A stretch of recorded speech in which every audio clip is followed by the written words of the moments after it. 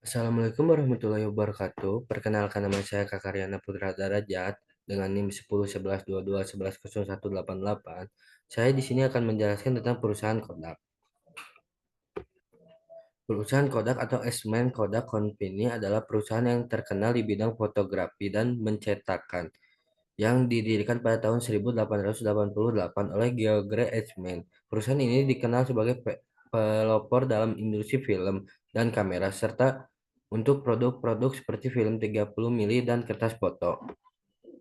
Sejarah dan perkembangan. George Eastman mendirikan Kodak dengan visi membuat fotografi lebih mudah diakses oleh masyarakat umum. Tercermin dalam slogan mereka, Anda tekan tombol, kami yang mengurus kelangsungan.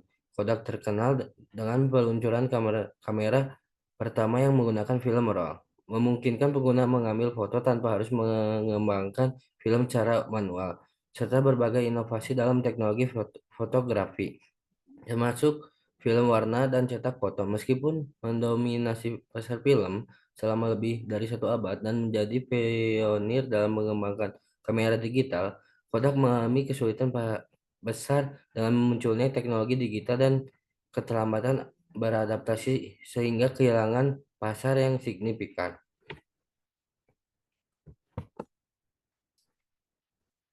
Berita utama Kodak.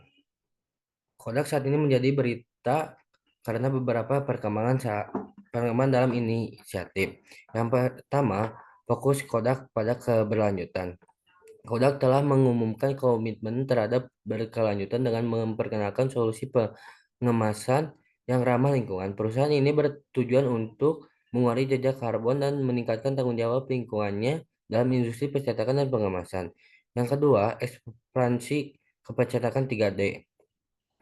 Kodak memperluas portofolio untuk mencakup teknologi mencetak 3D. Langkah ini merupakan bagian dari strategi perusahaan untuk mendiventifikasi penawaran dan memanfaatkan pasar manufaktur aditif yang sedang berkembang. Yang ketiga, kemitraan untuk inovasi. Kodak telah menjalin kemitraan dengan berbagai perusahaan teknologi untuk mengembangkan solusi percitraan yang inovatif. Kolaborasi ini bertujuan untuk memanfaat keahlian Kodak dalam mencitrakan dalam pencetakan untuk menciptakan produk dan layanan baru. Yang keempat, kinerja keuangan. Kodak telah melaporkan hasil keuangan yang membaik dalam beberapa kuartal terakhir, didorong oleh fokusnya pada solusi menciptakan pengemasan komersial. Perusahaan ini berupaya menstabilkan aliran pendapatan serta upaya restrukturisasinya dalam dekade terakhir. Permasalahan di perusahaan Kodak. Yang pertama, transaksi dari film ke digital. Kodak mengalami kesulitan dalam beradaptasi dengan peralihan dari fotografi film tradisional teknologi digital. Meskipun Kodak adalah salah satu pelopor dalam pengembangan kamera digital, perusahaan ini terlambat mengalih fokus bisnisnya dari film ke produk digital. Hal ini menyebabkan kehilangan pasar yang signifikan ketika konsumen beralih ke kamera digital dan handphone untuk fotografi.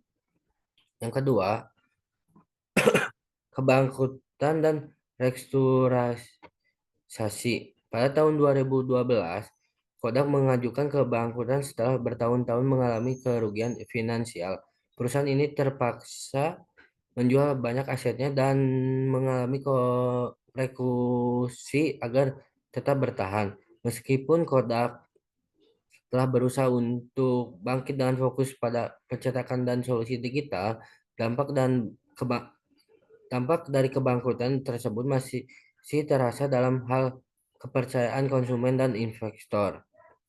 Yang ketiga, ketat. Kodak menghadapi persaingan yang semakin ketat dari perusahaan-perusahaan lain di sektor penjualan dan pencitraan. Banyaknya perusahaan baru yang lebih inovatif dan adaptif dalam teknologi digital Yang membuat Kodak kesulitan bersaing ini termasuk perusahaan-perusahaan yang menawarkan solusi pencetakan yang lebih efisien dan ramah lingkungan. Yang keempat, inovasi yang terbatas. Meskipun Kodak telah berusaha untuk berinovasi, banyak analisis berpendapat bahwa perusahaan ini belum cukup agresif dalam pengembangan teknologi baru dan produk yang sesuai dengan kebutuhan pasar saat ini. Setidakmampuan untuk berinovasi dengan cepat dan efektif telah menghambat pertumbuhan Kodak di pasar yang sangat kompetitif. Yang kelima, reputasi yang terpengaruh. Kebangkrutan dalam kesulitan beradaptasi dengan perubahan pasar telah mempengaruhi reputasi Kodak. Banyak konsumen yang tertarik menyebut Kodak dengan masa lalu yang gemilang. Namun saat ini, perusahaan tersebut dianggap kurang relevan dan di era digital. Membangun kembali reputasi dan kepercayaan konsumen menjadi tantangan besar bagi Kodak. Hal yang mudah, tinggal membuka fitur kamera di smartphone, kemudian kamera sudah siap untuk memotret apa yang kita inginkan. Tetapi pada tahun 90-an adalah tahun yang dimana ada perusahaan yang bernama Kodak. Dia sangat percaya dengan produk kamera manual dan film seluloidnya. Namun, untuk mengabadikan momen, harus menyiapkan kamera dan roll film. Dan untuk melihat hasilnya, film harus dicuci dan dicetak terlebih dahulu. Kodak didirikan oleh George Eastman pada tahun 1892. Ini merupakan awal pendirian perusahaan yang memproduksi kamera analog tersebut. 6 tahun kemudian, Kodak mulai memproduksi kamera digital. Artinya, perusahaan inilah yang pertama kali memproduksi kamera tersebut. Namun, setelah teknologi kamera digital mulai berkembang, Kodak bukannya mengembangkan kamera digitalnya, tetapi Kodak terus berpacu untuk memproduksi secara besar-besaran kamera analognya yang sudah usang. Pelan namun pasti, teknologi terus berkembang. Akhirnya, ketika dunia memasuki era kamera digital, Kodak kelabakan oleh terjangan rivalnya tersebut. Bisnis film kamera pun berakhir. Hal yang mudah, tinggal membuka fitur kamera. Solusi permasalahan Kodak menurut para ahli. Berikut adalah solusi yang diusulkan untuk masalah yang dihadapi oleh Kodak, disertai dengan pendapatan para ahli berdasarkan nama dan tahun. Yang pertama, transisi dari film ke digital. Solusinya, transportasi digital. Kodak perlu melakukan transportasi digital yang menyeluruh untuk beradaptasi dengan perubahan pasar. Menurut Deloitte, transformasi digital harus mencakup proses bisnis dan menciptakan produk baru yang relevan dengan kebutuhan konsumen saat ini. Inovasi produk. Dan seorang ahli strategi digital menyarankan agar Kodak fokus pada pengembangan produk yang baru, memanfaatkan teknologi digital seperti aplikasi fotografi dan layanan berbasis cloud untuk menyimpan foto. Yang kedua, kebangkrutan dan restrukturisasi. Solusinya, modal bisnis baru. Kodak harus mengadopsi model bisnis yang lebih fleksibel dan responsif terhadap perubahan pasar. Menurut Crown inovasi dalam model bisnis sangat penting untuk mengatasi tantangan kebangkrutan dan membangun kembali kepercayaan investor. Diversifikasi portofolio. Porter menyarankan agar perusahaan melakukan diversifikasi produk dan layanan untuk mengurangi ketergantungan pada satu sumber pendapatan. Kodak dapat mengeksplorasi peluang di sektor lain seperti mencetak 3D dan layanan kreatif. Yang ketiga, ketat. Solusi, analisis pasar dan kompetitor. Kodak perlu melakukan analisis mendalam tentang pasar dan kompetitor untuk memahami tren dan kebutuhan konsumen. Menurut pemahaman yang baik tentang pasar adalah kunci untuk bersaing secara efektif. Kolaborasi dan kemitraan. Membangun strategi kemitraan dengan perusahaan teknologi dan membantu Kodak mempercepat inovasi dan meningkatkan daya saing. Menurut kolaborasi tersebut dapat menghasilkan solusi inovasi yang lebih cepat. Yang keempat, inovasi yang terbatas.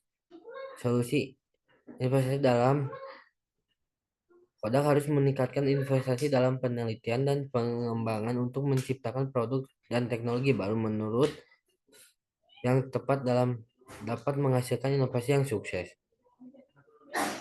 Kultur inovasi menciptakan budaya inovasi di dalam perusahaan di mana karyawan didorong untuk berpikir kreatif dan mempromosikan ide-ide baru. Menurut lingkungan yang mendukung kreatif sangat penting untuk inovasi yang berkelanjutan.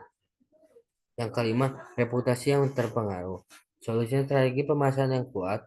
Kodak perlu mengembangkan strategi pemasaran yang efektif untuk membangun kembali mereknya. Membangun kembali merek memperluas komunikasi yang jelas dan konsisten tentang nilai-nilai perusahaan. Keterlibatan pelanggan. Meningkatkan keterlibatan pelanggan melalui platform digital media sosial untuk membangun hubungan yang lebih kuat dengan konsumen.